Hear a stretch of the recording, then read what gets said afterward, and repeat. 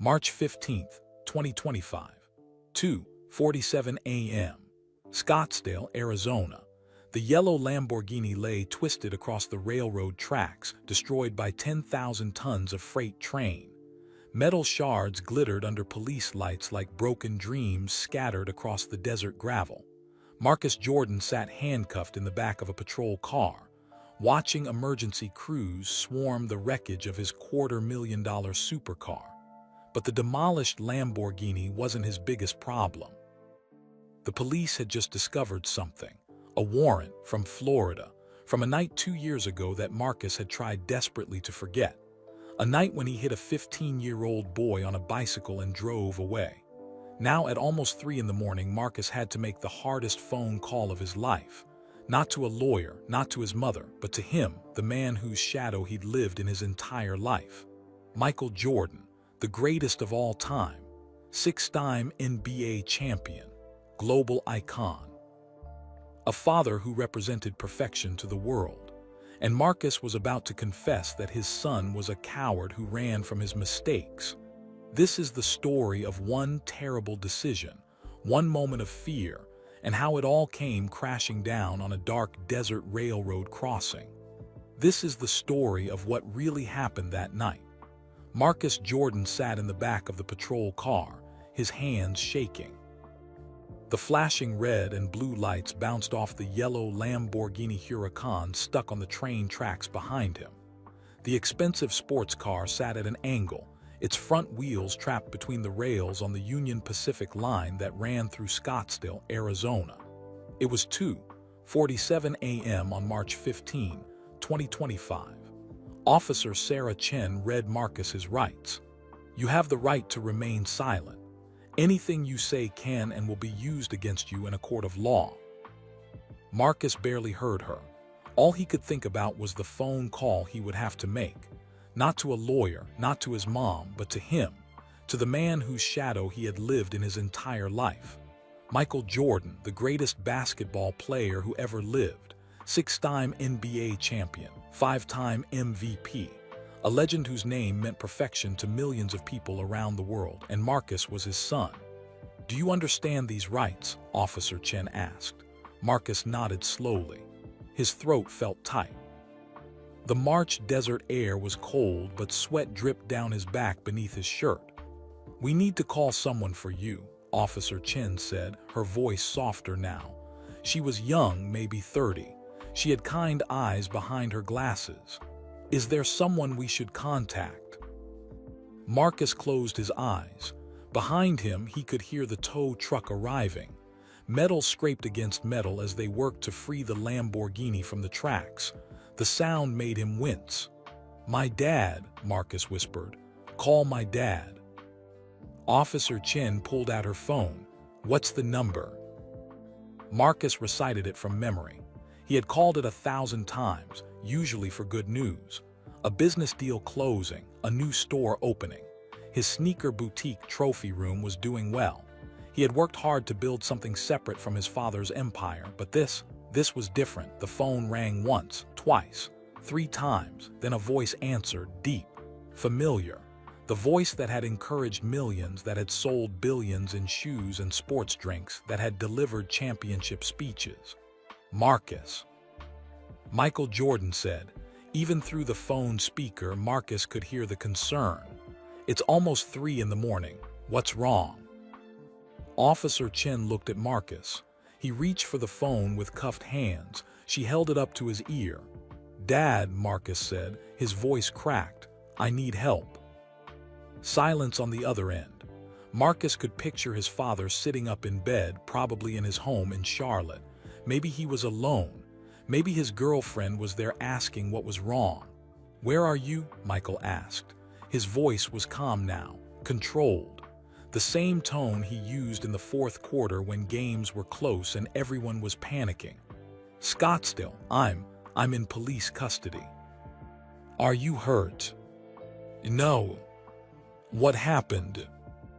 Marcus looked out the window at the destroyed Lamborghini, at the train that had finally stopped 100 yards down the track, at the flashing lights of emergency vehicles blocking off the entire intersection.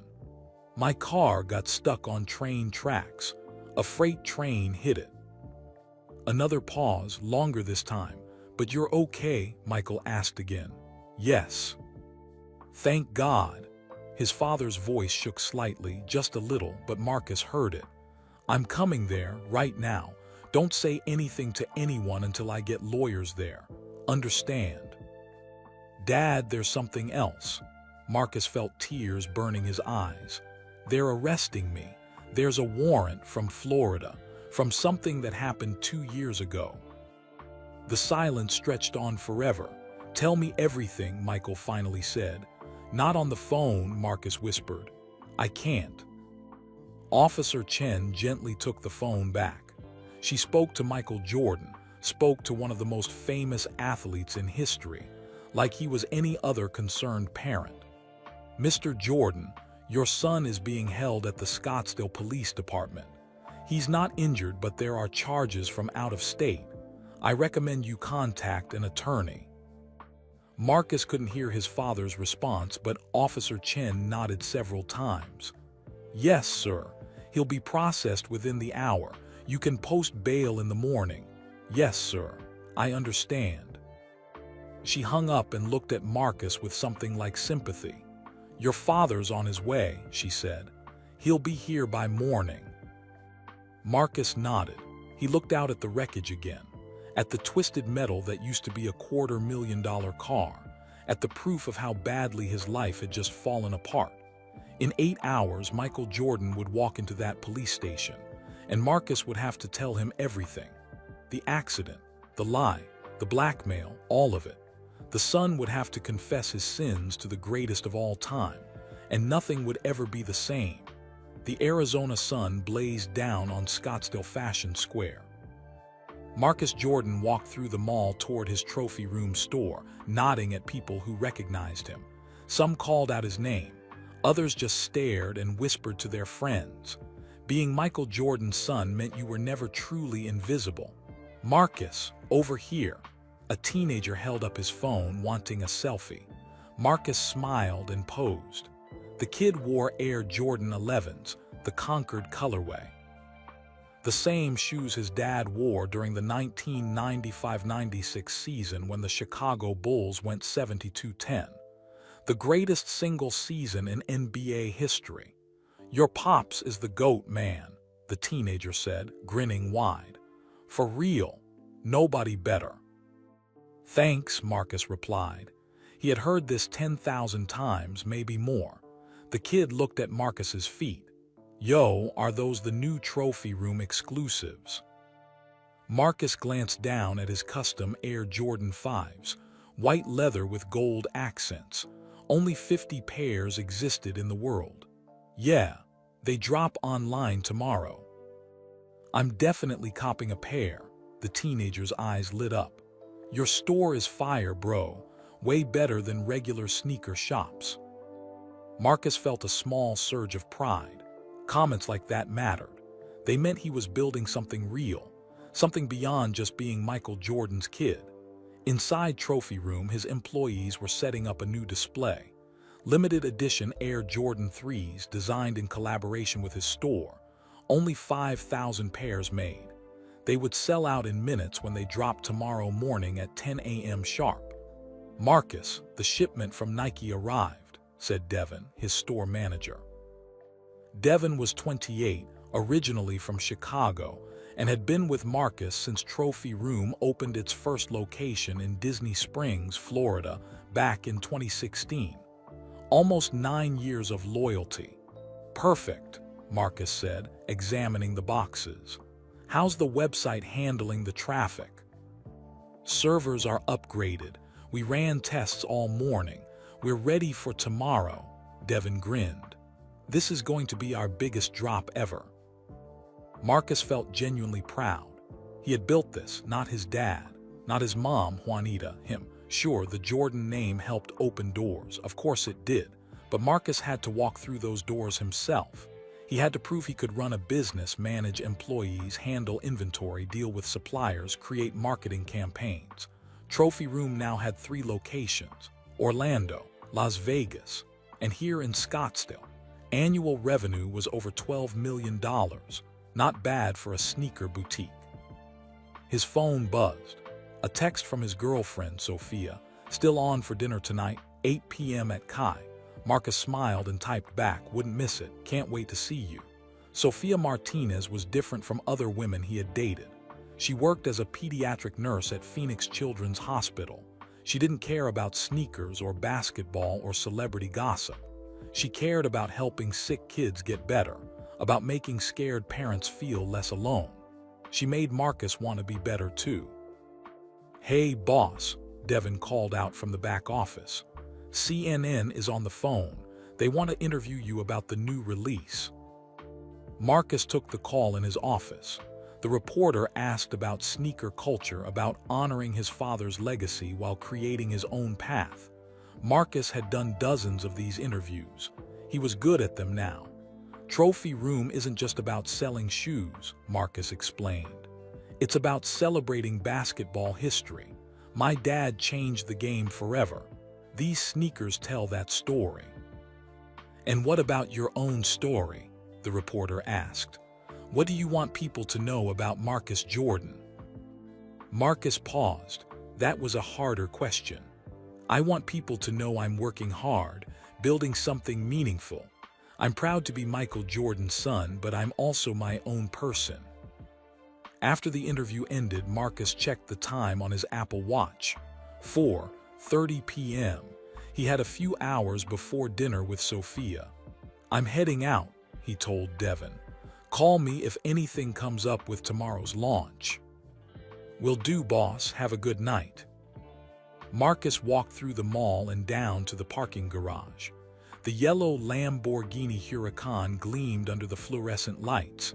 He had bought it 6 months ago after Trophy Room's best quarter ever. A reward for himself, a symbol of success. His phone rang as he unlocked the car. Unknown number. Marcus hesitated, then answered. "Hello." Heavy breathing on the other end, then a click. The call ended. "Weird," Marcus muttered, tossing his phone onto the passenger seat. As he drove through Scottsdale toward his condo, Marcus felt good about life. The business was strong. Sophia made him genuinely happy. His relationship with his dad, though complicated and sometimes distant, was stable. They talked every week or two. That was enough. The sun hung low in the sky, painting the desert mountains orange and pink. Beautiful. Perfect weather for March in Arizona. Marcus turned up the music. Drake's latest album. He sang along, tapping the steering wheel. He had no idea that in less than 10 hours his entire world would explode. He had no idea that a phone call was coming. A call from someone who knew his darkest secret. Someone who wanted revenge. He had no idea that by this time tomorrow, he would be sitting in handcuffs in the back of a police car, watching a train destroy his Lamborghini. Right now, driving through Scottsdale with the windows down and music playing, Marcus Jordan felt invincible. But that feeling wouldn't last.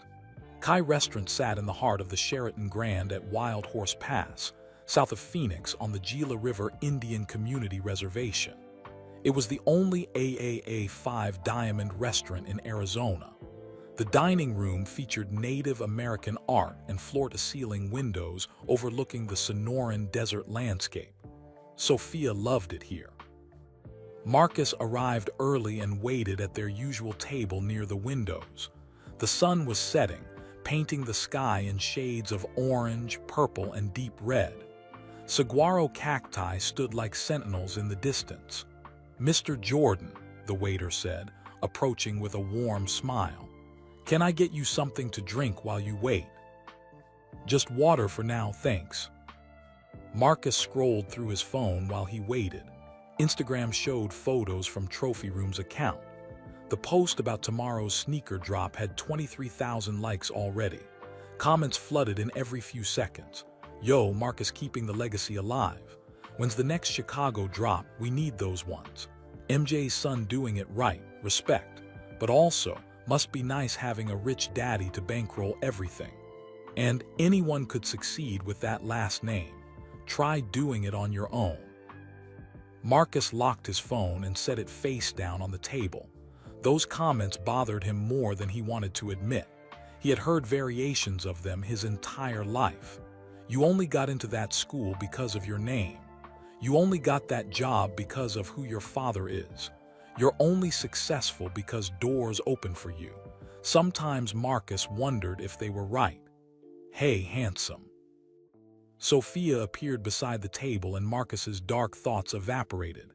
She wore a simple blue dress and had her dark hair pulled back in a low bun. No makeup except a touch of lip gloss. She never needed it. Her natural beauty was effortless. They kissed and she sat down across from him. Long day? Marcus asked, studying her face. She looked tired. The longest, Sophia sighed, reaching for the water glass the waiter had just placed in front of her. We had a 7-year-old girl come in with severe pneumonia. She coded twice. Touch and go for hours, but she's stable now, thank God. You saved her life. The doctors saved her life. I just held her mother's hand in the waiting room and told her everything would be okay. Sophia took a long drink of water. I wasn't sure I was telling the truth. But you were. The girl is stable. This time, but sometimes. Sophia's voice trailed off. She shook her head. Sorry, I don't mean to be depressing. How was your day? This was why Marcus loved Sophia. She was real. She dealt with life and death every single shift. She held crying parents and fought to save children. Meanwhile, he sold expensive sneakers to people who could afford them. Sometimes the difference felt huge. They ordered food. Native American-inspired cuisine that Kai was famous for. Choya bud hummus with fry bread, mesquite-smoked buffalo tenderloin, wild mushroom and squash salad, prickly pear sorbet for dessert. How's your dad? Sophia asked, breaking off a piece of fry bread. Marcus paused mid-chew.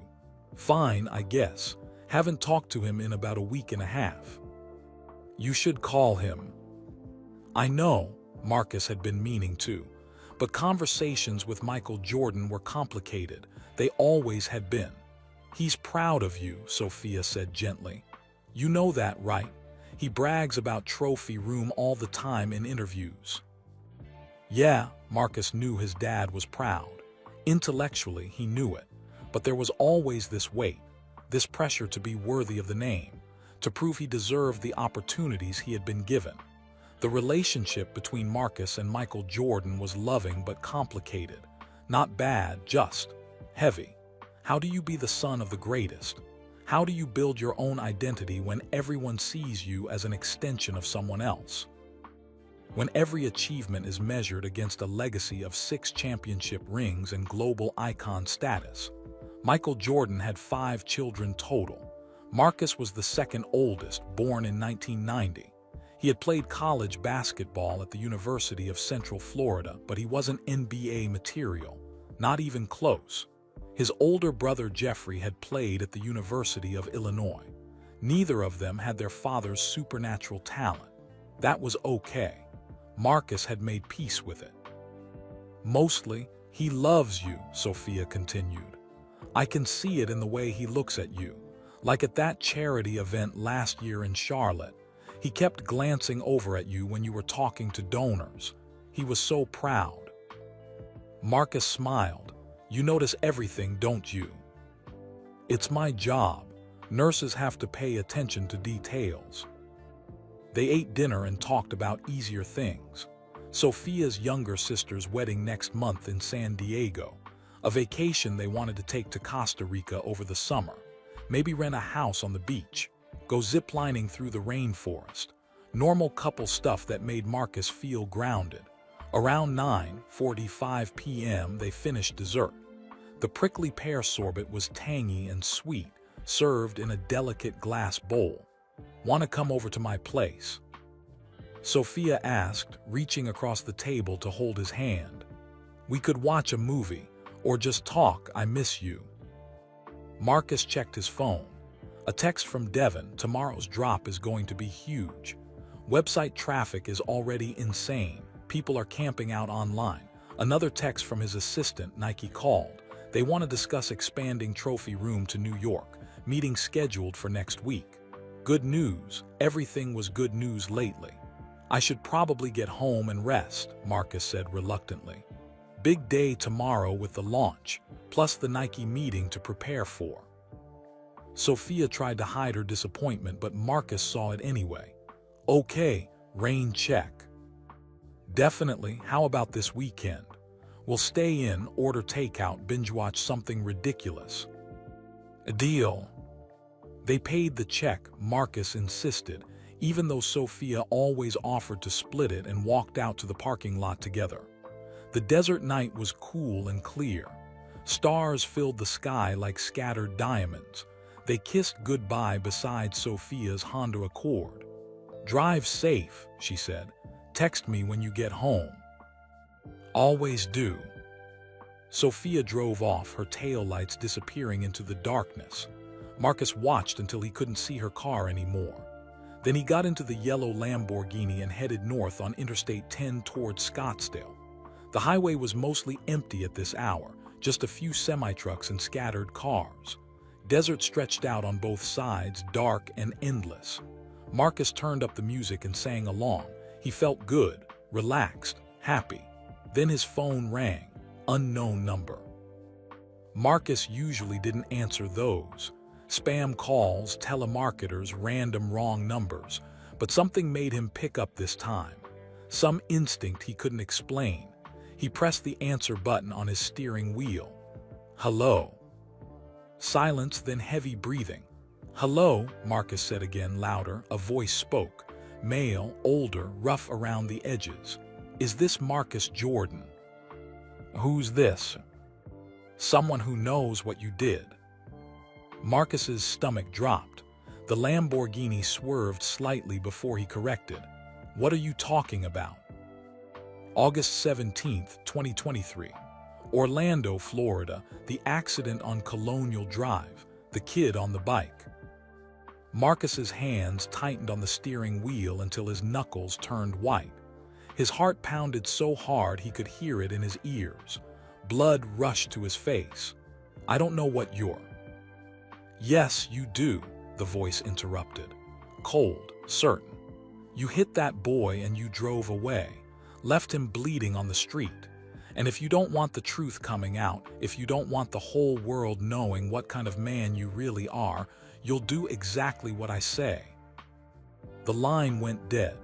Marcus stared at the dark highway ahead, his mind racing. That night, that terrible night he had tried so hard to forget. The thing he had never told anyone, not Sophia, not his mother, not his father, the secret that could destroy everything. Marcus pulled off the highway at the next exit. His hands were shaking too hard to drive safely. He turned into an empty gas station parking lot and put the Lamborghini in park. His breath came in short, sharp gasps. August 17, 2023. Orlando, Florida. He remembered every single detail, even though he wished he didn't. Even though he had spent almost 2 years trying to bury those memories deep where they couldn't hurt him. Marcus had been at a nightclub that night with friends, celebrating a business milestone, Trophy Room's biggest sales month ever. The Disney Springs location had exceeded all projections. He felt on top of the world. He had 2 drinks at the club, maybe 3, vodka sodas. He felt fine, not drunk, not even close, just loose, happy, celebrating success.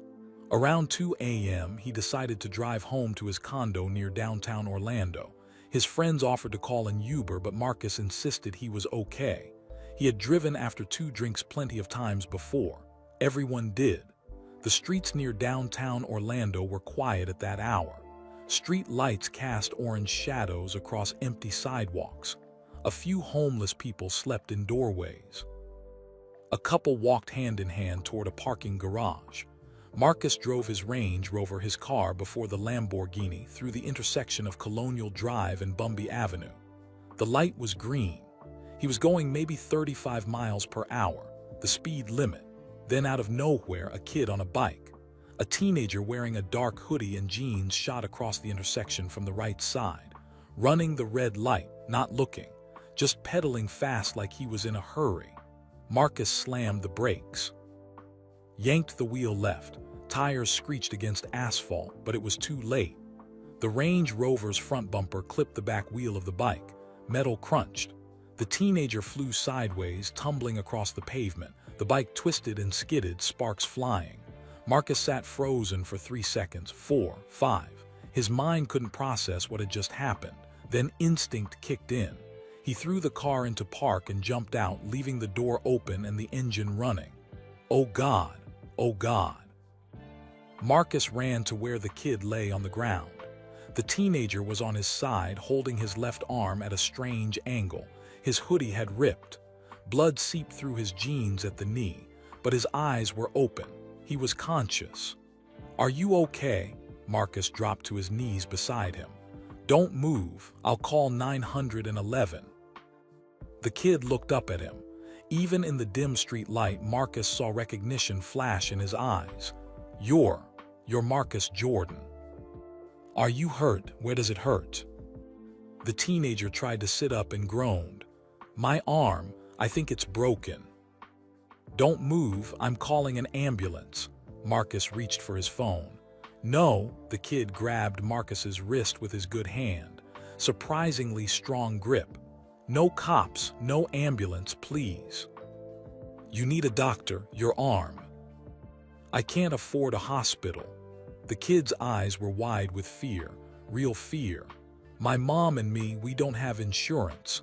One ambulance ride costs like $1,000. We can't pay that." Marcus looked around frantically. The intersection was still empty. No other cars, no witnesses that he could see, no cameras visible on the street lights. "You need medical attention," Marcus insisted, but his voice sounded weak even to himself. The teenager struggled to his feet, cradling his left arm against his chest. He tested his legs, winced but stayed standing. "I'll go to urgent care tomorrow morning. They're cheaper than the ER." "This is crazy. You could have internal injuries. You could have a concussion." "I'm fine."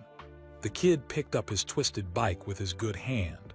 The front wheel was bent at a 90-degree angle, completely destroyed. "Look, man, I know who you are. Your dad is Michael Jordan. If this gets out, the media will destroy you, both of us. And I ran the red light. This was my fault, not yours." Marcus's phone buzzed in his pocket. A text from his publicist: "Great job tonight. ESPN wants to interview you tomorrow about the expansion plans. 10 a.m. Be ready." Another text came through immediately after. From Nike: "Contract extension offer ready. $2 million over 3 years. Let's talk tomorrow." Marcus looked at the kid, then at his Range Rover, still running in the middle of the intersection. Then back at the teenager, who was limping toward the sidewalk with his ruined bike. "Are you sure you're okay?" Marcus called out. The kid turned back. "Yeah, just go, seriously. We both need to forget this happened." Marcus stood there for another 10 seconds, 20. His mind screamed at him to do the right thing. Call the police, make a report, get the kid proper medical care, take responsibility, but his phone buzzed again. Another text and another. His life was right there in his pocket, his career, his business, his father's reputation. Everything he had built and everything he still wanted to achieve. The kid disappeared around a corner, dragging his bike. Marcus got back in the Range Rover. His hands shook as he gripped the steering wheel. He sat there for a full minute, staring at nothing. Then he drove home. He told himself the kid was fine, that it was just a minor accident, that the teenager was right. He had run the red light, so technically it was his fault. Marcus had only been going the speed limit. He hadn't been texting or distracted, but he had been drinking. Not much, but enough. If the police had tested his blood alcohol level, it might have been over the legal limit. Or close to it. His career could have ended right there. So Marcus went home. He parked in his condo's garage. He went upstairs. He took a long shower, hands still shaking, and he made a decision. He would never tell anyone, ever. Marcus checked the local Orlando news obsessively for weeks after that night. Every morning, every evening. He searched for any reports of a hit and run. Any mention of a teenager injured on a bike near downtown. Nothing. No stories. No police reports that he could find. No mention anywhere. The kid must have been okay. He must have gone to urgent care like he said, got his arm checked out, went home, moved on with his life. Marcus eventually stopped checking the news, stopped thinking about it every day. The memory faded from constant panic to occasional guilt to something he could mostly ignore. Until tonight. Now, sitting in a gas station parking lot off Interstate 10 in Arizona, Marcus stared at his phone. The unknown number glowed on the screen. Someone knew, someone had found out. His phone rang again. Same number. Marcus answered with a shaking hand. "What do you want?" $25,000, the man's voice said. Calm, matter of fact. Cash tomorrow night. That's insane. Is it? Because I have photos, Marcus. Timestamp shows 2:07 a.m. on August 17, 2023. Your Range Rover's license plate clear as day, and I have the kid's medical records. Broken arm, broken ribs, cracked collarbone, concussion. He did go to the hospital that night. His mother had to borrow money from a loan shark to pay for it. They lost their apartment 3 months later because they couldn't make rent. Marcus felt like he might throw up. I didn't know. He said he was fine. He told me to leave. You left because you were scared, because you were thinking about yourself. That kid's name is Corey Torres. He's 17 now. Still has pins and screws in his arm. Still has pain every day. And you drove away like he didn't matter. Tears burned Marcus's eyes. What do you want from me? I told you, $25,000. Tomorrow night at 10 p.m. I'll text you the location. Come alone. No cops. No security, just you and the money. How do I know you'll actually delete the photos after I pay? The man laughed. It was a cold, bitter sound. You don't. But $25,000 is a bargain for keeping your perfect life intact, don't you think? Michael Jordan's son, the successful businessman, the media darling.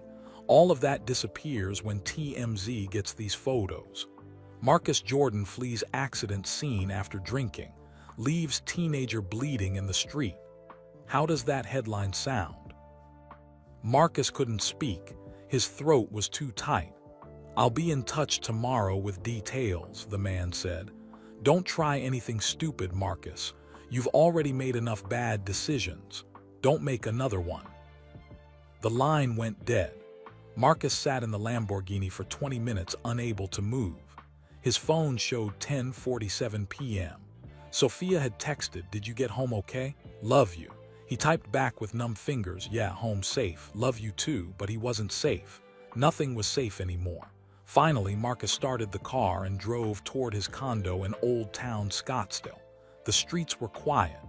The city lights blurred through his tears. He had made a terrible mistake almost 2 years ago. And now someone was using that mistake to destroy him. Marcus barely slept that night. Every time he closed his eyes, he saw Corey Torres lying on that Orlando street, saw the twisted bike, saw the blood on the pavement, saw himself getting back in the Range Rover and driving away. Morning came too fast. Marcus dragged himself out of bed at 7 a.m. His eyes were bloodshot and puffy. His head pounded like someone was hitting it with a hammer. He had maybe slept 2 hours total. The sneaker drop. Trophy Room's big release was today at 10 a.m. Thousands of people were waiting online. Devin had texted 4 times already, excited and ready. But Marcus couldn't think about shoes. All he could think about was the blackmail, about Corey Torres, about $25,000 in cash. He made coffee with shaking hands and sat on his balcony. Scottsdale was waking up below him. Joggers ran past on the street. A woman walked 3 small dogs. Cars headed toward breakfast spots and coffee shops. A beautiful March morning. 75 degrees already. Clear blue sky. Everything looked normal, but nothing was normal anymore. Marcus's phone buzzed. A text from the unknown number. Tonight, 10 p.m. Old railroad crossing on McDowell Road near the 101 loop. Bring cash in a black duffel bag, come alone. No cops, no tricks. Marcus stared at the message. McDowell Road. He knew the area vaguely. Industrial section east of Scottsdale. Warehouses and empty lots, not many people around at night. Railroad tracks ran through there. He had driven past them before. Another text came through, "Don't be late." And Marcus, "I'll know if you bring anyone. I've been watching you for weeks." Marcus's stomach turned. Someone had been watching him, following him. For how long? His phone rang. This time it was his dad. Marcus stared at the screen. Michael Jordan's name glowed there. He almost didn't answer. How could he talk to his father right now? How could he pretend everything was fine when his entire life was falling apart?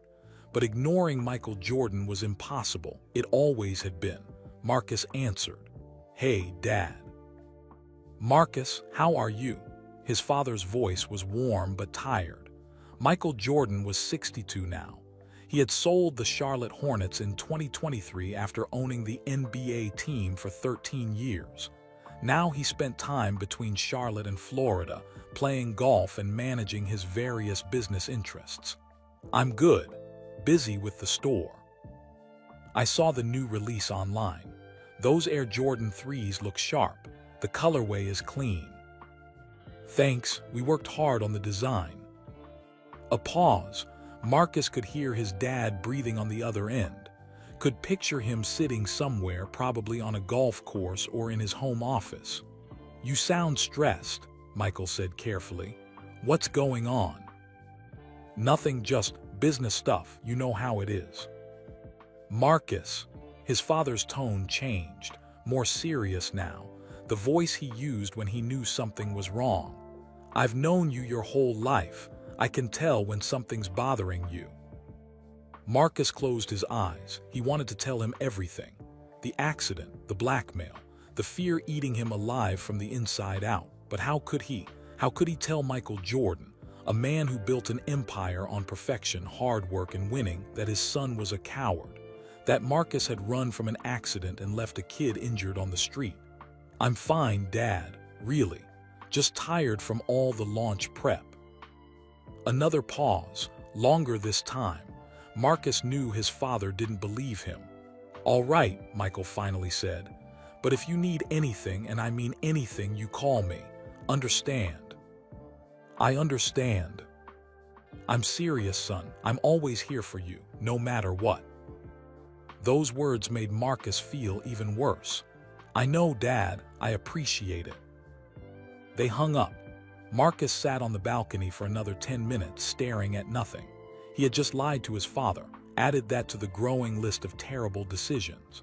At Trophy Room, the sneaker drop went perfectly. All 5,000 pairs sold out in 7 minutes and 32 seconds. Devin was jumping around the store, high-fiving employees. Customers flooded social media with photos of their purchases. The hashtag Trophy Room 3s was trending on Twitter. "Marcus, this is incredible," Devin said, showing him the sales numbers on an iPad. "Best launch we've ever had. Nike is going to be thrilled." Marcus forced a smile. "Great work, everyone. You all killed it." People wanted photos with him, customers who had come to the store in person. Marcus smiled and posed, signed a few shoes, answered questions about his dad and about basketball. But inside he felt numb, empty, like he was watching someone else live his life. All day the clock ticked toward 10 p.m., toward the railroad crossing, toward whatever was waiting for him there.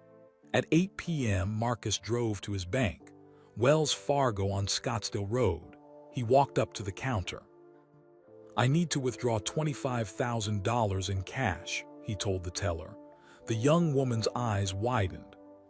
That's a large amount. Do you need a cashier's check instead? It's safer." "Cash, please." She hesitated, then nodded. "I'll need to get my manager to approve it. One moment." 10 minutes later, Marcus walked out with $25,000 in $100 bills. He put the money in a black Nike duffel bag from his car trunk and drove toward McDowell Road. The sun had set. Phoenix lights twinkled in the distance. The 101 Loop highway hummed with evening traffic. People heading home from work. Families going to dinner. Normal life happening all around him. Marcus exited onto McDowell Road and drove east. The area got more industrial with every mile. Warehouses with barbed wire fences, empty dirt lots, a few scattered businesses that had closed hours ago. Streetlights were fewer and farther between. The railroad crossing appeared ahead. A single yellow streetlight illuminated the old tracks. No crossing arms, no warning lights, just painted white lines on the asphalt and a rusty railroad crossing sign tilted at an angle. Marcus pulled over to the side of the road and checked the time on his dashboard. 9:54 p.m. He was early. His phone buzzed with a text, "You're early. Good boy, now wait there." Marcus sat in the Lamborghini with the engine running. The duffel bag sat on the passenger seat. $25,000, more money than most people made in 6 months. Gone in one night because of a mistake he made 2 years ago. His palms were sweaty. His heart raced. His mouth felt dry no matter how much water he drank from the bottle he had brought. This felt wrong. All of it felt wrong. At 10:02 p.m., headlights appeared in his rearview mirror. A black SUV with dark tinted windows pulled up and stopped about 50 feet behind the Lamborghini. The driver's door opened. A man stepped out. He was tall, maybe 6'3", wearing dark jeans and a black jacket. A baseball cap was pulled low over his face. Marcus couldn't see his features clearly in the dim light. "Get out of the car," the man called. His voice was the same one from the phone, rough, angry. Marcus grabbed the duffel bag and stepped out of the Lamborghini. The cool night air hit his face. In the distance, he could hear the faint sound of traffic on the 101. "Walk to the middle of the tracks," the man ordered. Marcus's heart pounded harder. "Why?" "Because I said so. Unless you want these photos going to every news outlet in the country right now, TMZ, ESPN, CNN, all of them."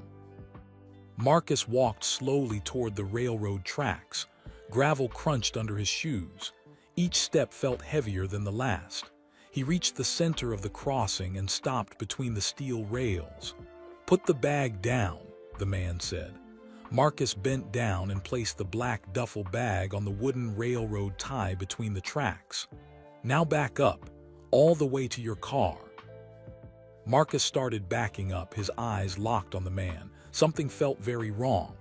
This wasn't how blackmail exchanges usually worked. Not that Marcus had any experience with blackmail, but this felt off. That's when he heard it, a low rumble in the distance, growing louder by the second. A train whistle pierced the night air. Marcus's blood turned to ice. His entire body went rigid. "What's going on?" he shouted at the man. The man smiled. Marcus could see his white teeth even in the darkness. "Change of plans, Marcus. Turns out I don't want your money after all." "Then what do you want?" "I want you to understand what it feels like to be trapped, to be scared, to be helpless and alone, just like Corey was when you hit him and drove away like a coward." The train whistle blew again, much closer now, maybe half a mile away. Marcus spun back toward his car and froze in horror. The yellow Lamborghini was rolling forward, slowly, moving toward the railroad tracks. "No!" Marcus sprinted toward it, his legs pumping as hard as they could, but he was too late. The car rolled onto the tracks and stopped, its front wheels wedged between the steel rails. The parking brake. Marcus's mind raced. Had he forgotten to set it, or had someone tampered with it while he was standing on the tracks? The train was less than a quarter mile away now. Its massive headlight cut through the darkness. The horn blasted again, loud and desperate. The engineer had seen the car and was trying to stop. But freight trains carrying thousands of tons of cargo can't stop quickly. They need almost a full mile to brake completely.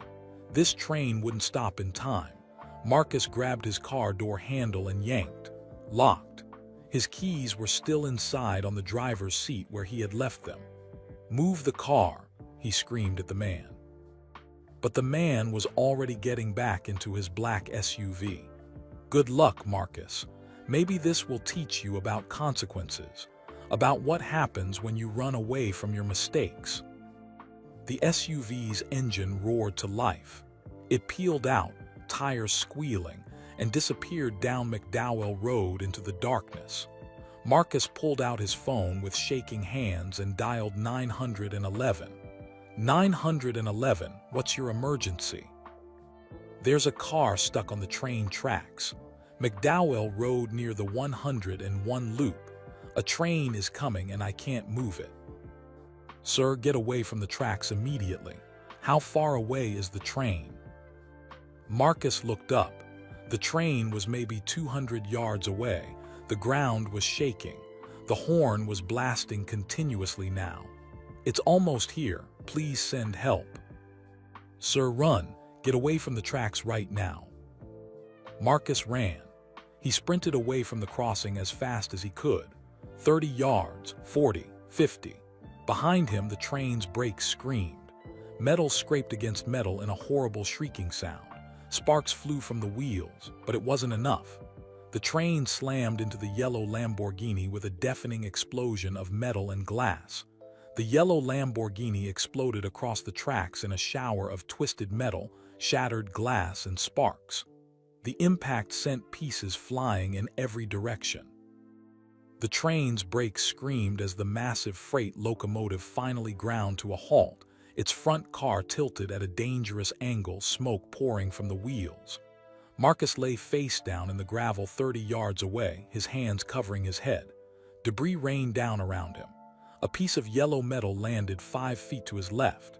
His ears rang from the impact, a high-pitched whine that blocked out everything else. For several seconds he couldn't move, couldn't breathe. His entire body shook uncontrollably. Then he heard sirens, multiple sirens getting closer. Marcus pushed himself up to his knees, then to his feet. His legs felt like rubber. He was covered in dust and small scratches, but somehow he was uninjured. The explosion had missed him by just enough distance. Within 2 minutes, the intersection filled with emergency vehicles, fire trucks, ambulances, police cruisers with flashing red and blue lights that painted everything in alternating colors. Officer Sarah Chen arrived first on the scene. She was young, maybe 30, with sharp eyes and her dark hair pulled back in a tight bun. She took one look at the destruction, the derailed train, the scattered pieces of the Lamborghini, the smoke and debris, and then at Marcus standing there covered in dust. "Are you hurt?" she asked, running up to him with a flashlight. "No, I'm okay." Marcus's voice sounded strange to his own ears, distant, like someone else was speaking. "What happened here?" Officer Chen shined the light in his eyes, checking his pupils for signs of concussion. Marcus's mind raced. What could he say? That he was being blackmailed, that someone had set a trap, but then he would have to explain why. He would have to tell them about Orlando, about Corey Torres, about running from the accident. Everything would come out anyway. My car got stuck on the tracks," Marcus stammered. "I tried to move it, but I couldn't get it off in time." Officer Chen studied his face carefully. "You're Marcus Jordan, right? Michael Jordan's son." Marcus nodded weakly. More police arrived. They questioned the train engineer Roberto Sanchez, a 56-year-old man from Phoenix who was badly shaken but physically okay. He kept saying the same thing over and over. "I saw the car from far away. I hit the brakes. I did everything I could. I couldn't stop in time." Firefighters sprayed foam on the wreckage to prevent any fires. Paramedics checked Marcus for injuries, taking his blood pressure and asking him questions to assess his mental state. Detective James Morrison arrived 15 minutes later. He was older, maybe 55, with gray hair and tired eyes. He had seen everything in his 28 years with the Scottsdale Police Department, but even he looked shocked at the scale of destruction. Officer Chen pulled him aside and they spoke in low voices. Marcus watched them from where he sat in the back of an ambulance, a blanket wrapped around his shoulders even though the night wasn't cold. Then Officer Chen walked over with a tablet in her hand. "Mr. Jordan, I need you to come with me," she said quietly. "Why? What's wrong?" She hesitated. "When I ran your driver's license through our system, Something came up.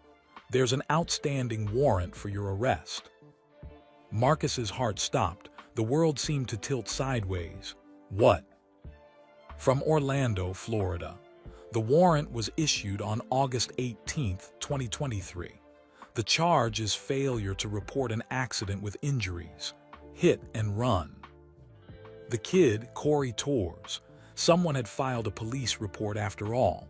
I need you to stand up and turn around, Officer Chen said. Her voice was gentle but firm. Wait, I can explain. You'll have a chance to explain at the station. Right now, I have to place you under arrest. She pulled out handcuffs. Marcus stood on shaking legs. His mind couldn't process what was happening. The train crash, the blackmail, now this. Officer Chen put the handcuffs on his wrists. The metal was cold against his skin. She began reading him his rights. You have the right to remain silent. Anything you say can and will be used against you in a court of law. You have the right to an attorney. The words washed over Marcus like water. He barely heard them. Other officers took photos of the scene, measured skid marks, collected evidence. The black duffel bag with $25,000 had been thrown clear of the wreckage. They found it 50 feet away, the money scattered across the gravel. Officers picked up $100 bills one by one, placing them in evidence bags. Why were you carrying this much cash? Detective Morrison asked. Marcus didn't answer. He couldn't. His mind was shutting down. They put him in the back of Officer Chen's patrol car. The seat was hard plastic. His hands were cuffed behind his back, making everything uncomfortable. Through the window, he watched the chaos. Fire trucks, police cars. The twisted remains of his Lamborghini being photographed from every angle. A $250,000 car destroyed. And for what? Because someone wanted revenge. Because Marcus had made a terrible decision 2 years ago and thought he could hide from it forever. Officer Chen got in the driver's seat. She looked at him in the rearview mirror. Do you need to call someone? A lawyer? Family? Marcus closed his eyes. There was only one person to call, the one person who could help, the one person whose disappointment would hurt more than anything else. My dad, Marcus whispered. I need to call my dad. Officer Chen pulled out her phone. What's the number? Marcus recited it from memory. The phone rang once, twice, 3 times. Then that familiar voice answered, deep, strong, the voice of the greatest basketball player who ever lived. Marcus, Michael Jordan said, concern clear even through the phone speaker. It's almost 3 in the morning. What's wrong? Officer Chen held the phone up to Marcus's ear since his hands were cuffed. Dad, Marcus said, his voice cracking. I need help. I'm in trouble. Bad trouble. There was a pause. Marcus could hear his father's breathing change, could hear him sitting up, becoming fully alert. Where are you? Michael asked, his voice calm now, controlled. The same tone he used in championship games when everything was on the line. Scottsdale, I'm in police custody. Are you hurt? No. What happened? Marcus looked out the window at the destroyed Lamborghini, at the derailed train, at the flashing lights and yellow police tape and dozens of emergency workers. My car got hit by a train, and Dad, there's more. There's something I never told you, something from 2 years ago. Another pause, longer this time. I'm coming there, Michael said immediately. Right now, I'm getting on a plane. Don't say anything to anyone until I get there with lawyers. Do you understand? Yes. Marcus, his father's voice softened slightly. Whatever happened, whatever you did, we'll figure it out together. You're my son. I love you. Nothing changes that. Those words broke something inside Marcus. Tears started running down his face. I'm sorry, Dad. I'm so sorry. I know. We'll talk when I get there. Just hold on. The call ended. Officer Chen started the car and pulled away from the scene. As they drove toward the Scottsdale Police Department, Marcus watched the flashing lights disappear behind them. His phone, which the police hadn't taken yet, buzzed in his pocket. A text from Sophia.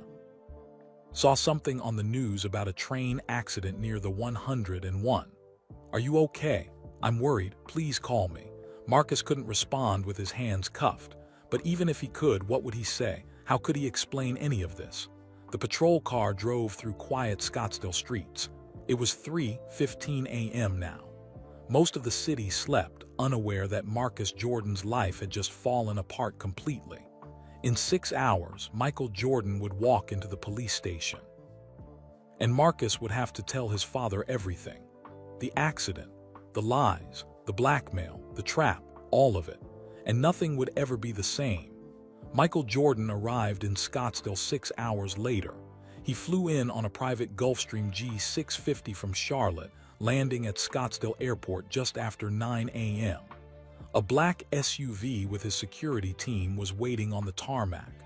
They drove him directly to the Scottsdale Police Department on Civic Center Plaza.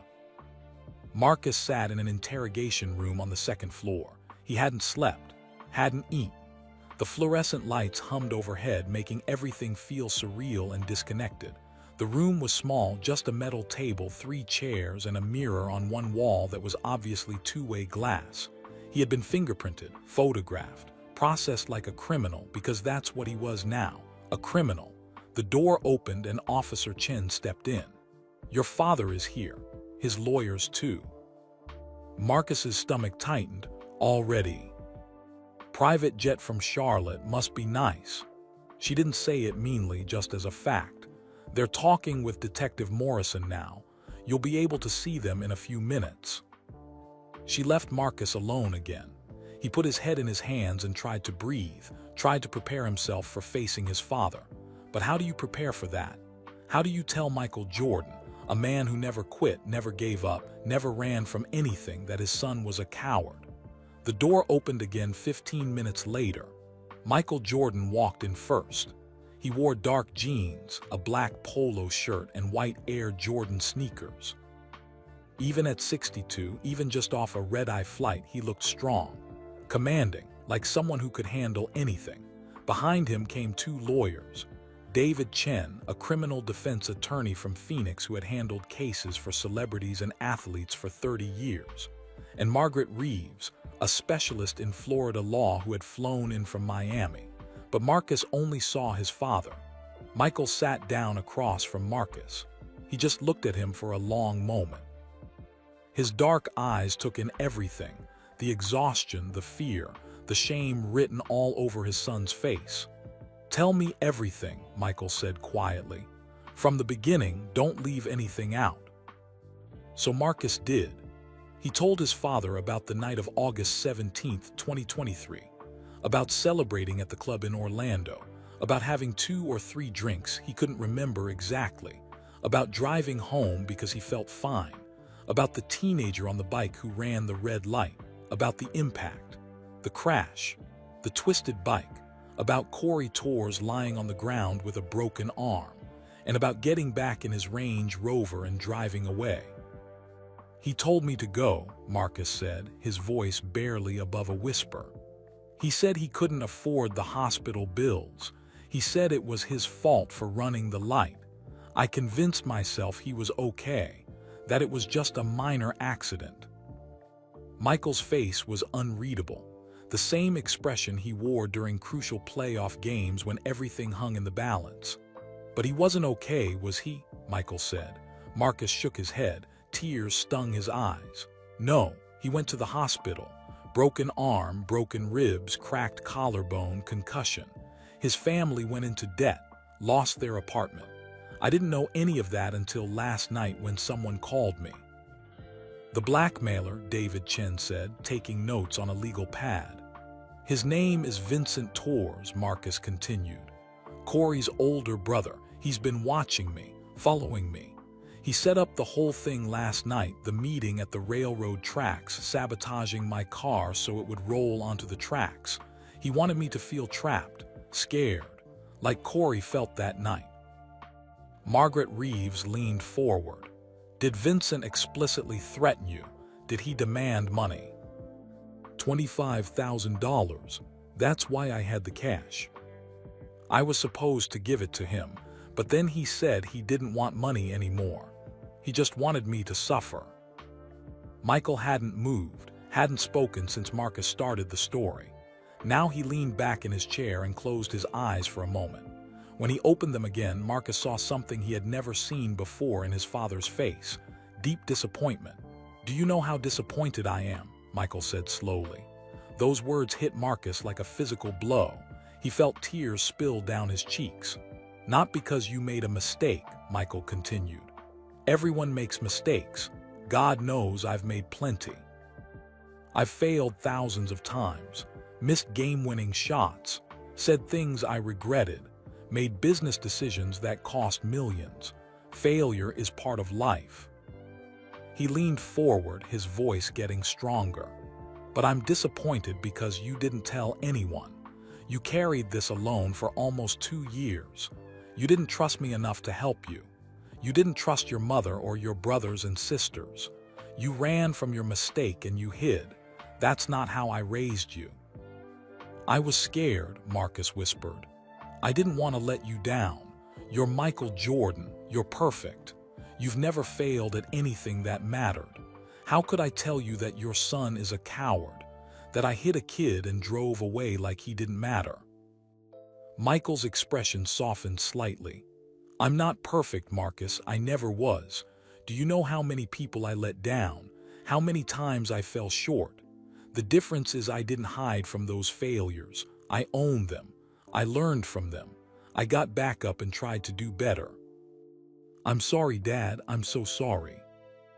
Michael reached across the table and put his hand on Marcus's shoulder. "I know you are, but sorry isn't enough anymore. We need to fix this. All of it." David Chen cleared his throat.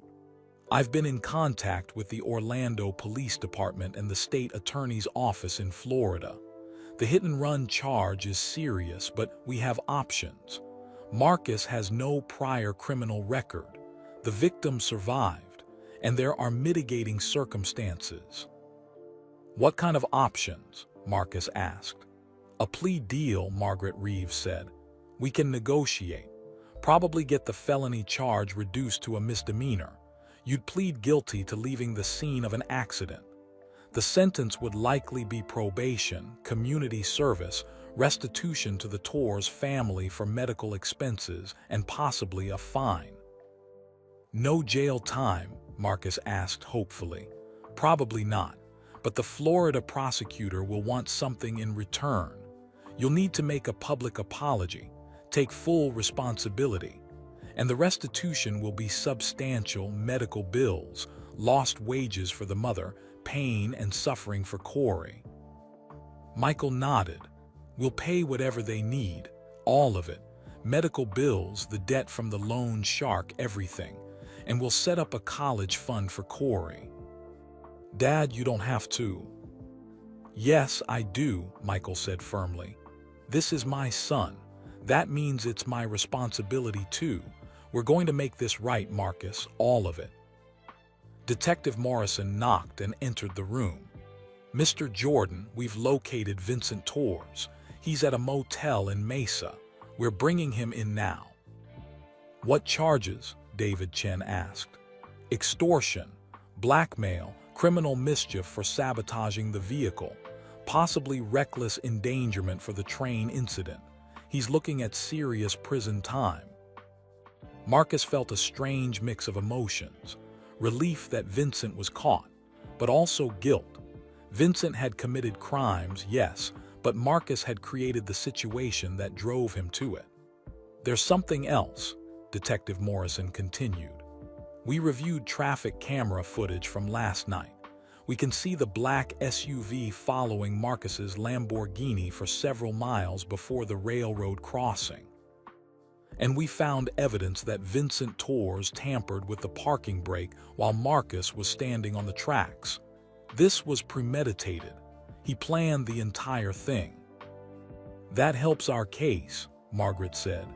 shows Marcus was the victim of a crime, not just facing consequences for his past actions. But Marcus didn't feel like a victim. He felt like someone who had made terrible choices and was finally facing the consequences he should have faced 2 years ago. "What happens now?" Marcus asked quietly. "Now we deal with Florida," David Chen said. "We'll fly to Orlando tomorrow, meet with the state attorney, negotiate the plea deal. You'll likely be formally charged and arraigned within a week." "And the media?" Marcus asked. "This is going to be everywhere." As if on cue, Michael's phone buzzed. He looked at the screen and his jaw tightened. ESPN is running the story now. Michael Jordan's son arrested after train destroys Lamborghini. "They don't know about the Orlando incident yet," Detective Morrison said, "but they will. These things always come out." Michael put his phone away. "Then we get ahead of it. We release a statement. Marcus takes full responsibility. We don't hide, we don't make excuses, we face it head on." Marcus nodded numbly. His entire life was about to become public. Every mistake, every bad decision, trophy room would suffer, his reputation would be destroyed. Sophia would probably leave him when she found out he'd been lying to her for their entire relationship. Everything he had built was crumbling. "I want to meet them," Marcus said suddenly. Everyone turned to look at him. "The Torres family, Corey and his mother. I want to apologize face to face, properly." Detective Morrison shook his head. "That's not a good idea right now. Not until the legal situation is." "I need to do this," Marcus insisted. "I need to face what I did. I need to look Corey in the eyes and tell him I'm sorry, that I should have stayed that night, that I should have made sure he was okay." Michael studied his son carefully, then he nodded slowly. "I'll go with him." "Mr. Jordan," Margaret Reeves said carefully, "as your lawyer, I have to advise against this. Anything Marcus says to the victim could be used against him in court." "I don't care," Marcus said. "This isn't about protecting myself anymore. This is about doing what's right, finally." Michael looked at his lawyers. "Set it up. Arrange a meeting with the Torres family, if they're willing." Linda Torres worked 2 jobs to keep food on the table. During the day, she cleaned rooms at the Rosen Inn on International Drive in Orlando. At night, she scrubbed floors in office buildings downtown. She was 43 years old but looked older. Life had been hard and it showed in every line on her face. Her apartment was in Pine Hills, a neighborhood west of downtown Orlando. Small, 1 bedroom that she shared with Corey. The furniture was old, bought secondhand from thrift stores. But everything was clean. Linda kept it spotless. Vincent had moved out 3 years ago, but he came around sometimes, always with schemes, always making promises he couldn't keep, always angry at the world for the cards they'd been dealt. When Detective Morrison called from Arizona and said Marcus Jordan wanted to meet her family, Linda almost said no immediately. But Corey wanted to meet him. "Mom, I want to hear what he has to say," Corey said. He was 17 now, a senior at Evans High School, almost 2 years since the accident. His left arm had healed, but it still hurt when it rained. The pins and screws would be there forever, the doctors said, a permanent reminder of that night. "He left you on the street like garbage," Linda said, her voice tight with anger she'd been holding for 2 years. "Like you didn't matter." "I know, but Vincent's in jail now because of what he did, and I don't want to be angry forever. I want to understand why Marcus did what he did. Maybe if I hear him explain it, I can move on." Linda looked at her son. He had grown so much, taller than her now, broader in the shoulders, but she still saw the scared 15-year-old boy who came home that night with his arm hanging at a wrong angle, trying not to cry because he didn't want to worry her. She had borrowed $5,000 from a man named Eddie Ramos who ran a check-cashing store. The interest was criminal, 30%, but they needed the money immediately for the emergency room, for surgery, for the physical therapy afterward. They fell behind on rent trying to pay Eddie back, got evicted from their better apartment in College Park, had to move to Pine Hills where rent was cheaper but the neighborhood was rougher, all because Marcus Jordan had been too scared to do the right thing. But Corey wanted this meeting, and Linda would do anything for her son, so she agreed.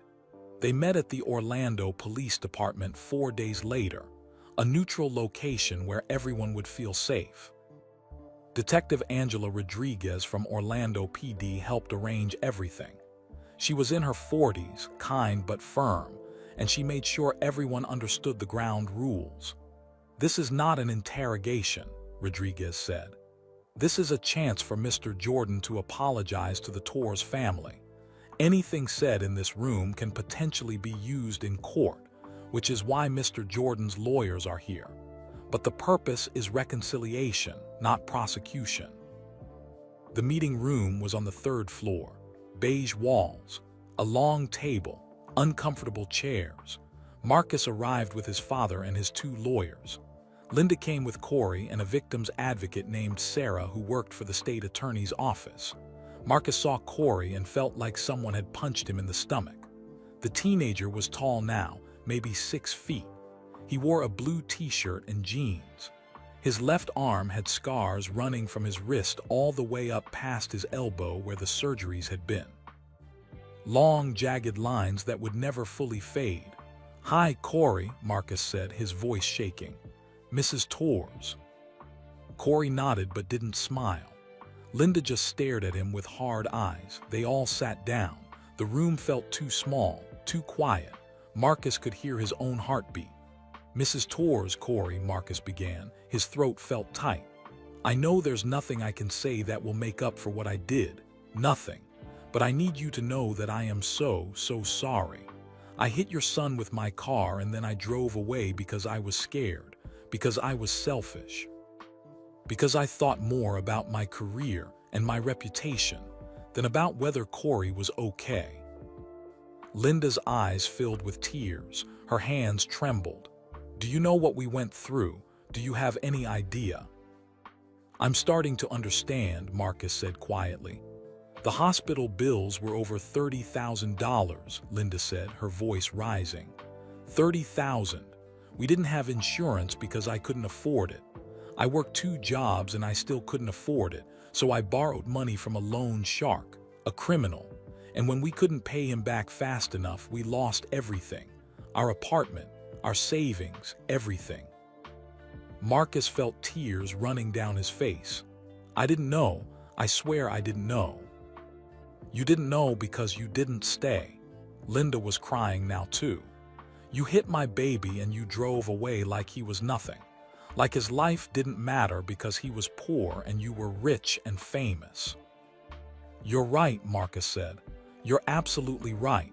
There's no excuse for what I did." Michael Jordan had been silent until now. He leaned forward, his voice gentle but serious. "Mrs. Torres, my son made a terrible mistake, the worst mistake of his life. But I'm here to make sure he fixes it. We'll pay for everything, all the medical bills, the debt to the loan shark, your lost wages from missed work, a settlement for pain and suffering, and we'll set up a college fund for Corey so he can go to any school he wants." Linda wiped her eyes with a tissue. "Money doesn't fix everything, Mr. Jordan. My son was hurt. He was in pain for months. He had 3 surgeries. He missed half of his sophomore year of school. And this man sitting here just left him bleeding on the street." "I know," Michael said, "and money can't erase that pain, but it's a start. It's taking responsibility." Corey finally spoke.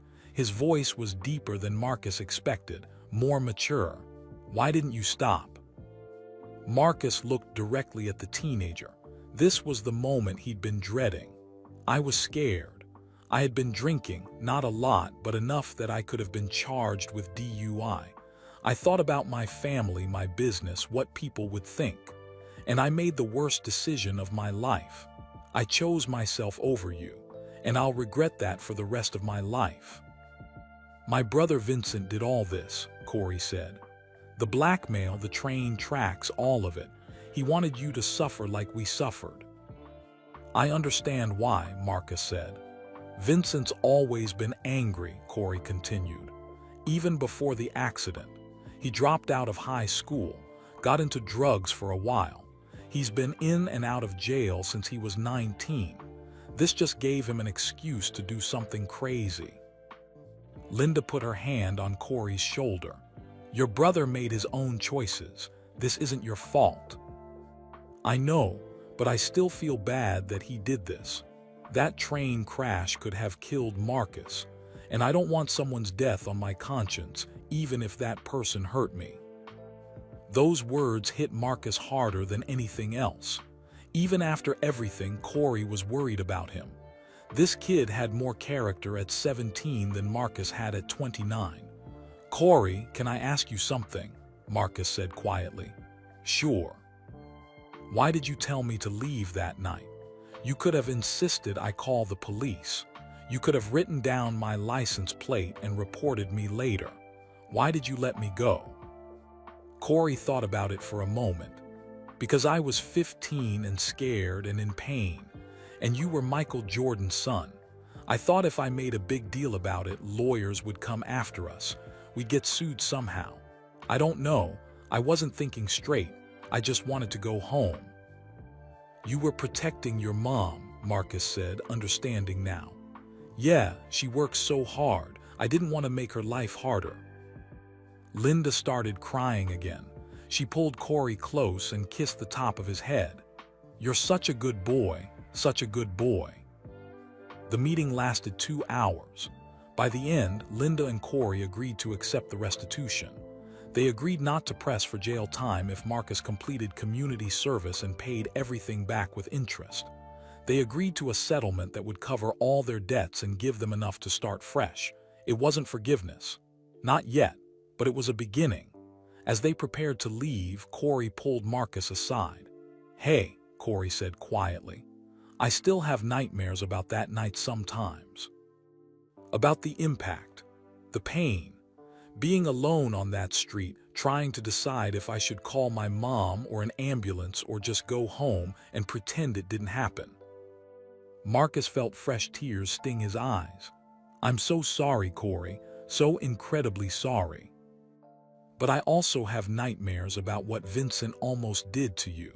That train could have killed you, could have derailed and hurt other people. And I don't want that on my conscience either. So, I'm glad you're okay. Those words meant more to Marcus than anything else that had been said. This teenager he had hurt so badly was glad he was okay, was worried about his conscience. What do you want to do after high school? Marcus asked. Georgia Tech, maybe. I want to study mechanical engineering, build things, fix things. Corey smiled a little. Ironic, right? After you broke me, I want to spend my life fixing stuff. That's not ironic. That's beautiful, Marcus said. And I meant what I said about the college fund. You're going to Georgia Tech, full ride. I'll make sure of it. You don't have to. I want to, please. Let me do this one thing right. Corey studied Marcus's face for a long moment. Then he nodded. Okay, thank you. They shook hands. Corey's grip was strong despite the scars on his arm. As Marcus walked out of the Orlando Police Department with his father, he felt different, lighter somehow. The weight of the secret he'd carried for 2 years was finally gone.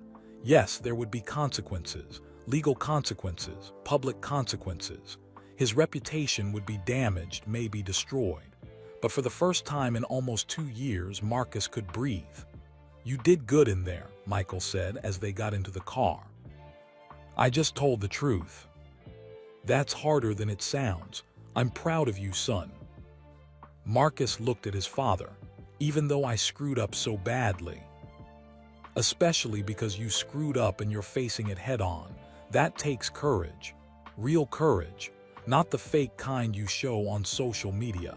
The kind that matters. They drove to the airport in silence. Marcus stared out the window at Orlando passing by. He had lived here for years, built Trophy Room's first location here, made so many memories here, and made his biggest mistake here. But maybe, just maybe, he was finally starting to fix it. The story broke 3 days later. TMZ ran it first. A headline in bold red letters.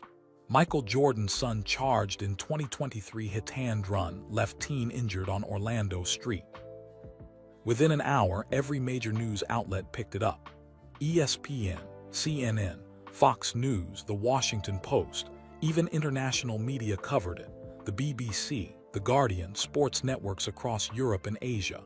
Marcus Jordan, son of the greatest basketball player in history, had hit a teenager with his car and driven away. Now, almost 2 years later, the truth was finally public. Marcus sat in his Scottsdale condo watching the coverage. His phone wouldn't stop buzzing. Hundreds of texts, calls from reporters. News vans were parked outside his building. Sophia sat beside him on the couch. She had come over as soon as the story broke. Marcus had told her everything the night before, the accident, the lies, the blackmail, all of it. He couldn't keep lying to her anymore. "I'm so sorry I didn't tell you sooner," Marcus had said, his voice breaking. "I was ashamed. I was scared you'd leave me." Sophia had been quiet for a long time. Then she said, "I'm not leaving you, but I need time to process this. You lied to me for our entire relationship." Now they sat together watching Marcus's life fall apart on national television. A CNN commentator said, "This is a story about privilege." Marcus Jordan thought he could escape consequences because of his famous name. An ESPN analyst said, "Michael Jordan built his legacy on hard work and accountability. His son did the opposite." Social media was even worse. Twitter exploded with opinions. "Rich kids think they're above the law. MJ must be so ashamed. That poor kid on the bike. Imagine being hit and the person just drives away. Cancel Marcus Jordan. Shut down trophy room." But there were also some different voices. "At least he's finally taking responsibility." Vincent Torres set a trap with that train. "That's messed up too. Everyone makes mistakes. The question is what you do after." Marcus's phone rang. It was Devin from Trophy Room. "Marcus, we have a problem," Devin said. His voice was stressed. "We're getting flooded with calls, people demanding refunds, saying they don't want to support you anymore. The website crashed from all the traffic." "Bad traffic or good traffic?" Marcus asked, though he already knew. "Bad. People are leaving 1-star reviews, posting angry messages on our social media. Nike called too. They want to meet about the partnership." Marcus closed his eyes. "What do they want?" "They didn't say, but I don't think it's good news." Trophy Room was his life's work. 9 years of building something from nothing. And now it was crumbling because of a choice he made in 7 seconds on an Orlando street. "Handle what you can," Marcus said. "I'll call Nike myself." After he hung up, Sophia touched his hand. "What are you going to do?"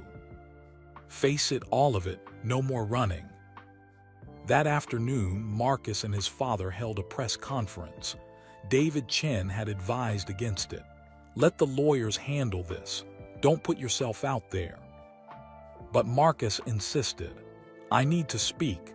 People deserve to hear from me directly." They set up in a conference room at the Scottsdale resort. 20 reporters showed up, cameras from every major network. Marcus sat at a table with his father beside him. The room was hot. Bright lights from the cameras made everything feel like a spotlight burning into his skin. Marcus took a deep breath and began reading from the statement he and his lawyers had prepared. "My name is Marcus Jordan. On August 17, 2023, I was involved in a car accident in Orlando, Florida. I hit a teenage boy named Corey Torres who was riding his bicycle. I stopped to check on him, but then I made the worst decision of my life. I got back in my car and I drove away." His voice shook, but he continued. "I was scared. I had been drinking earlier that night. Not heavily, but enough that I worried about the consequences. I thought about my career, my reputation, my family name, and I put all of that ahead of making sure Corey was okay. That was wrong, completely wrong.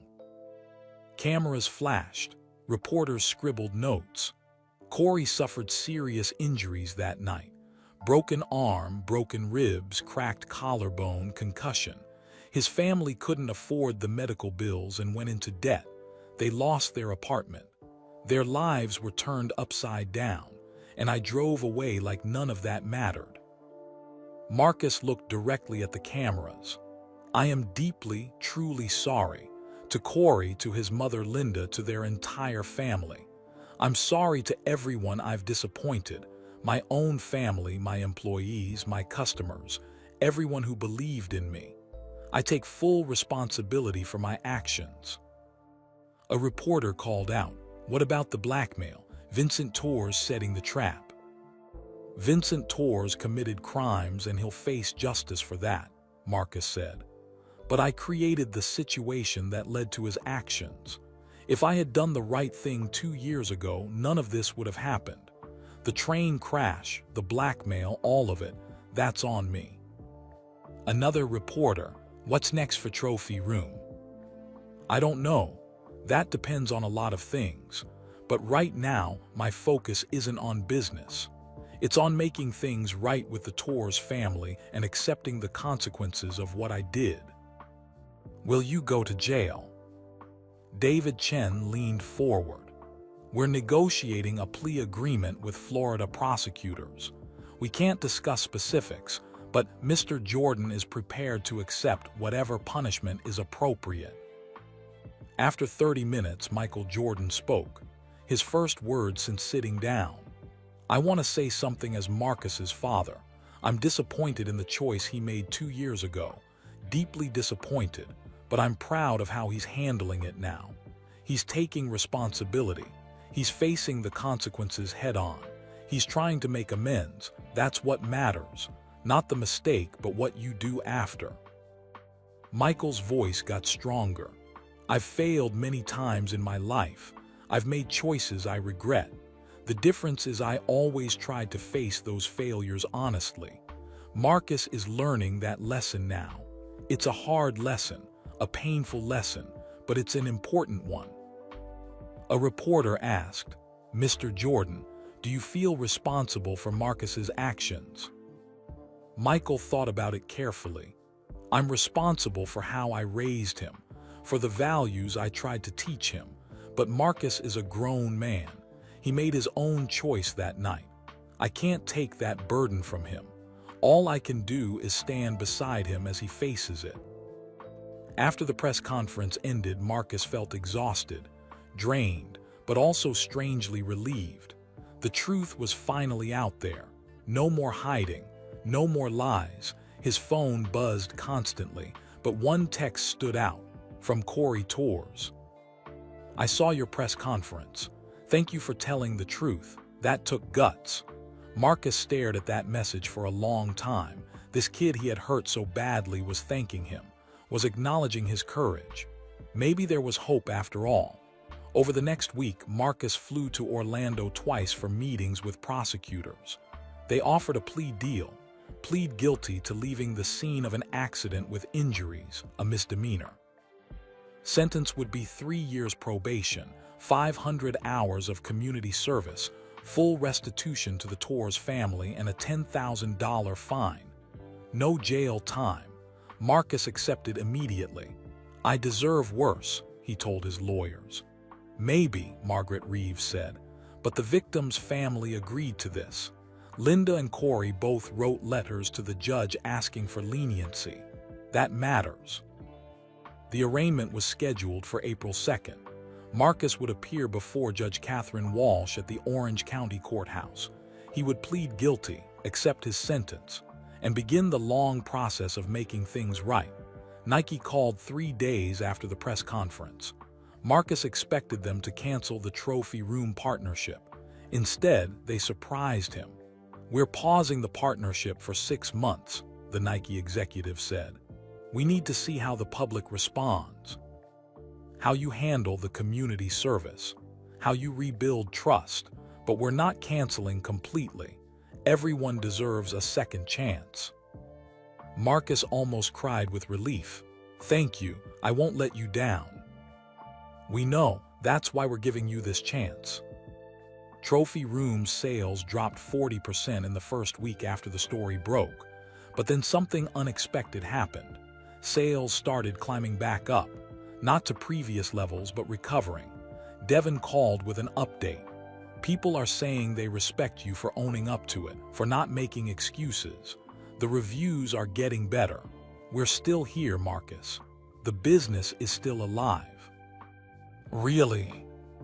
Really? It's going to be a long road back, but we can make it." Marcus created the Second Chance Initiative the following week.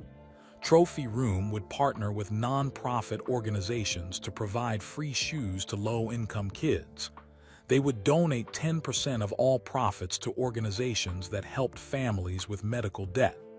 "This isn't about publicity," Marcus told Devin. "This is about actually doing good, actually helping people." The community service started in May. Marcus spoke at high schools across Arizona and Florida about accountability and making better choices. He told his story honestly, held nothing back. At South Phoenix High School, a student raised her hand. "Do you think you should have gone to jail?" Marcus thought about it. "Honestly, maybe. The only reason I didn't is because the Torres family asked the judge for leniency. That's a gift I don't deserve, but I'm grateful for." Another student asked, "How do we know you really changed? How do we know this isn't just an act?" "You don't," Marcus said simply. "I can't prove I've changed with words, only with actions, over time. That's all any of us can do, try to be better today than we were yesterday." Sophia stayed with him through it all. Their relationship was different now, more honest, more real. "I still struggle with the fact that you lied to me for so long," she admitted one night. "But I see you trying to be better. That counts for something." "I don't deserve you," Marcus said. "No, you don't," Sophia smiled. "But you're stuck with me anyway." 6 months later, Marcus stood in front of 100 teenagers at Desert Vista High School in Phoenix. It was his 43rd community service speaking engagement. He had 457 hours completed out of 500 required, almost done. The students stared at him. Some whispered to each other. Everyone knew who he was. Michael Jordan's son, the guy who crashed a Lamborghini on train tracks, the guy who ran from an accident. "My name is Marcus Jordan," he began. "And I'm here to tell you about the worst mistake I ever made." He told them everything. The accident in Orlando, running away, the blackmail, the train tracks, all of it. He left nothing out. "I thought I could hide from my mistakes," Marcus said. "I thought I could pretend they didn't happen, but mistakes don't disappear. They grow, they get worse, they multiply, until they destroy everything you've built." A girl in the front row raised her hand. "What did your dad say when he found out?" Marcus smiled sadly. He said he was disappointed, not because I made a mistake, but because I didn't trust him enough to help me fix it. Another student asked, "Do you still talk to the kid you hit?" "Yeah, Corey and I text sometimes. He's at Georgia Tech now studying mechanical engineering. Smart kid, really smart. We're not friends exactly, but we're working on forgiveness. His forgiveness of me and my forgiveness of myself." After the talk, several students came up to Marcus. They took selfies, asked questions, shared their own stories of mistakes and second chances. One kid, maybe 16, said quietly, "My dad says you got off easy because you're rich and famous." Marcus nodded. "Your dad's not wrong. I had resources most people don't have. Good lawyers, a family who could help, money to pay restitution.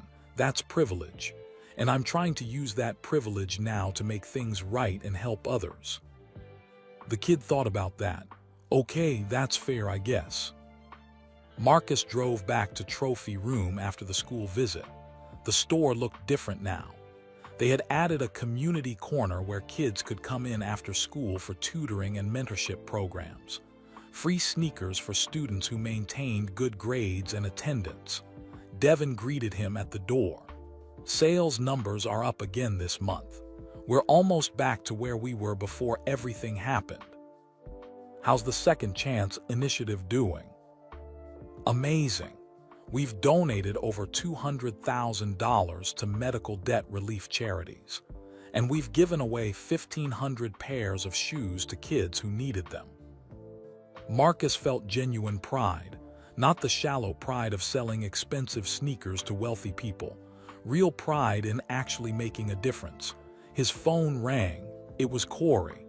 "Hey, Marcus," Corey said. His voice sounded excited. "I got some news." "What's up?" "I got accepted into a summer internship at NASA's Jet Propulsion Laboratory. In California. It's super competitive and I got in." Marcus felt his chest swell with joy. "Corey, that's incredible. Congratulations." "I couldn't have done it without the college fund you set up, without being able to focus on school instead of worrying about money. So, thank you. You did this on your own, man. Your hard work, your intelligence. I just helped remove some obstacles." After they hung up, Marcus sat in his office thinking about how different life was now. Trophy Room was still successful but smaller, more focused on community impact than pure profit. He drove a Honda Accord instead of a Lamborghini. He lived simply, spent his time doing meaningful work. His relationship with his father had deepened. They talked twice a week now. Real conversations about life, mistakes, growth, not just surface-level updates about business.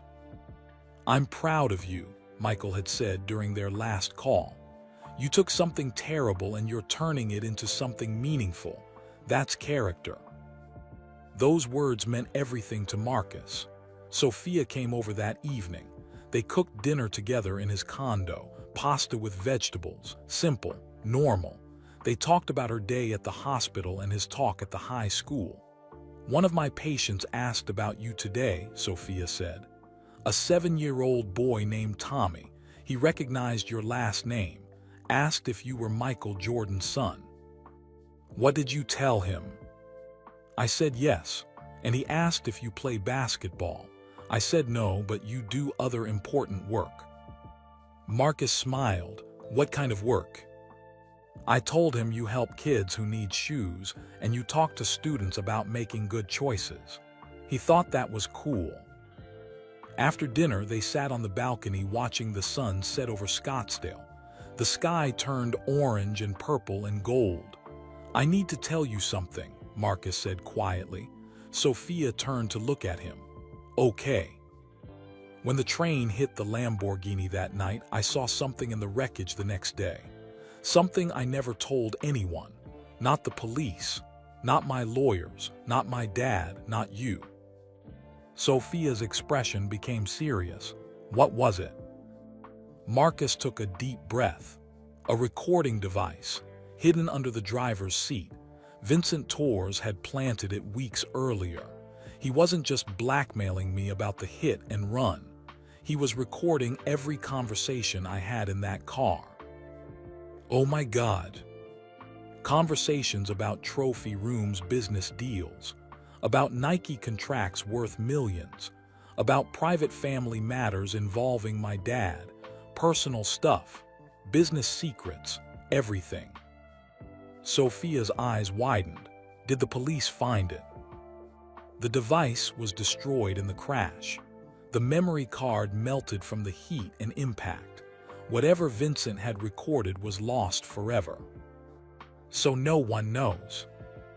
Just me, and now you." Marcus stared out at the darkening sky. That train crash, as terrible as it was, actually saved me from something worse. If Vincent had released those recordings, it could have destroyed business relationships, violated non-disclosure agreements, hurt my father's reputation. Trophy Room could have been sued into bankruptcy. "Why didn't you tell anyone?" Because I was ashamed. Even after everything came out, even after I confessed to the hit and run, I still kept one more secret. I found the device 2 days after the crash when I went to look at the wreckage with insurance adjusters. I pocketed it before anyone else saw it, and I threw it away. Sophia was quiet for a long moment. Marcus. I know it was wrong, but I told myself it didn't matter since the recordings were destroyed anyway, that no one was hurt by me keeping quiet about it. But it's been eating at you. Yeah, because I learned that secrets have weight. They grow heavier over time, and I promised myself no more secrets, no more lies, not even small ones. Sophia took his hand. Thank you for telling me. I'm thinking about telling my dad, and maybe Detective Morrison. I don't know if it matters legally since the device was destroyed, but I need to be honest, completely honest. That's the only way I can really move forward. I think that's the right choice, Sophia said. They sat in comfortable silence as the stars began appearing in the darkening sky. Marcus felt the weight of the secret lifting, not completely gone yet, but lighter. The next morning, Marcus called his father. Dad, there's something I need to tell you. One more thing I kept hidden. He explained about the recording device, about finding it and throwing it away, about keeping this last secret even after everything else came out. Michael was quiet for a long time. Then he said, "Thank you for telling me now. I know that wasn't easy. I'm trying to be completely honest about everything, even the parts that make me look bad." That's growth, son, real growth. Marcus also called Detective Morrison and told him about the device. Morrison appreciated the honesty even though there was nothing to investigate since the evidence was destroyed. The fact that you're telling me now, months later when you don't have to, says something about your character, Morrison said. That afternoon, Marcus returned to Desert Vista High School. Not for a required community service talk, but because a teacher had invited him back to speak to a smaller group of students who were struggling. 20 kids sat in a classroom after school. They all had stories, mistakes they'd made, troubles they were facing. Some had juvenile records, others were failing classes. A few were dealing with addiction or family problems. Marcus told them his story one more time, but this time he included the part about the recording device. About how even after confessing to the hit and run, he still kept one more secret because he was scared. I'm telling you this because I want you to understand something, Marcus said. Change is hard. Being honest is hard. Even when you think you've faced everything, there are still layers, still more work to do. But every time you choose honesty over hiding, you get stronger. A girl in the back raised her hand. Do you think you're a good person now? Marcus thought carefully about his answer. I think I'm a person who made terrible choices and is trying to do better. I don't know if that makes me good, but I'm trying. Every single day I'm trying. After the session ended, several students came up to thank him. One boy said, "You're the first adult who's been real with us. Everyone else just lectures us, but you admit your own mistakes. That helps." Those words stayed with Marcus as he drove home. That evening, he sat at his desk and wrote a letter. Not to Corey, they talked regularly now, but to Linda Torres, Corey's mother. Dear Mrs. Torres, I know I've apologized before, but I wanted to write to you one more time. Not because the law requires it, not because my lawyer suggested it, but because I need you to understand how deeply sorry I am. Your son is an amazing young man. Smart, kind, forgiving. He's at Georgia Tech now, studying hard, building a future. You raised him right, and I almost destroyed that future because I was too scared to do the right thing. I can't change what happened on August 17th, 2023. But I can promise you that I'm spending the rest of my life trying to be worthy of the second chance your family gave me. Corey told me he wants to build things, to fix things. That's beautiful. And maybe, in some small way, by helping him achieve his dreams, I can help fix some of what I broke. Thank you for your forgiveness. I don't deserve it, but I'm grateful for it every single day. With deepest respect and regret, Marcus Jordan. He mailed the letter the next day. 2 weeks later, Linda Torres called him. Marcus almost didn't answer, afraid of what she might say. "Marcus," Linda said. Her voice was soft. "I got your letter."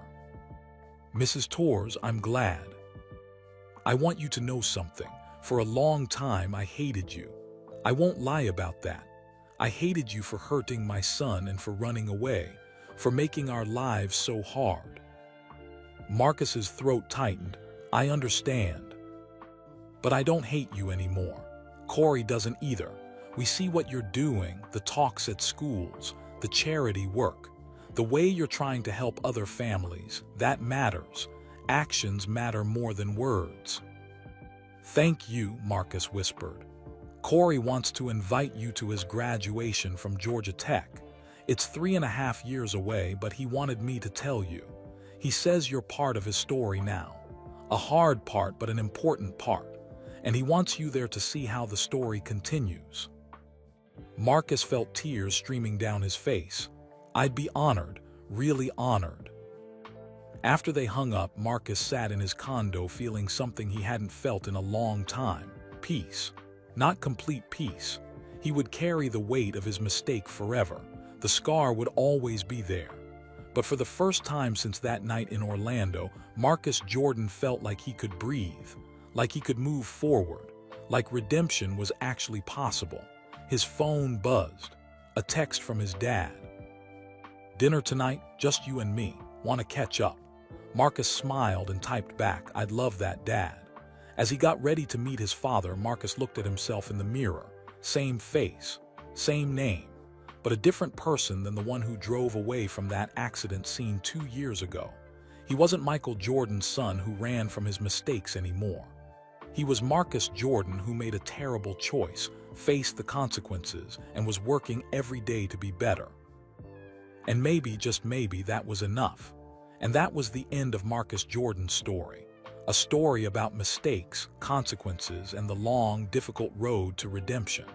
A reminder that one moment of fear can change everything, but it's never too late to face the truth and try to make things right. We'd love to know, where are you listening from? Drop your city and country in the comments below. It's amazing to connect with listeners from all around the world. If this story moved you or made you think, please hit that like button and subscribe to our channel for more emotionally powerful true-to-life stories that inspire, challenge, and make you feel. And here's the most important part: share this video with your friends and family. Stories like this spread awareness about accountability, second chances, and the importance of doing the right thing even when it's hard. Your share could be exactly what someone needs to hear today. Spread kindness. Spread awareness. And remember, it's never too late to make things right. Thanks for listening. We'll see you in the next story.